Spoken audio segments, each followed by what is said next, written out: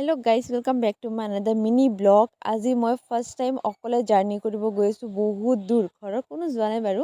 আজি মোক বাছ ষ্টপলৈকেও কোনো থ'ব অহা নাই। দেন বাছত উঠিলোঁ, গোটেই চিট খালী, ফুল হোৱালৈকে ৰখিলোঁ আৰু মোৰ বেগকেইটা থৈ ল'লোঁ। গুৱাহাটীৰ পৰা বুঢ়াগাঁও প্ৰায় 97 কিলোমিটাৰ আৰু আজি মই ফাৰ্ষ্ট টাইম অকলে জাৰ্ণি কৰিলোঁ। মৰিগাঁও আহিলোঁ, দেন ই ৰিক্সা এটা লৈ কিনে বিশাল মেগামাৰ্ট গ'লোঁ। বিশালৰ বাহিৰত বেগকেইটা থৈ কুপনটো লৈ ভিতৰত এণ্ট্ৰি কৰিলোঁ। গুৱাহাটী বিশালতকৈ মৰিগাঁও বিশালৰ কাপোৰকেইটা ভালেই পালোঁ। দেন মই এটা শ্বাৰ্ট ল'লোঁ, শ্বাৰ্টটো ট্ৰাই কৰিলোঁ, ভাল লাগিছে, দেন লৈয়ে ল'লোঁ।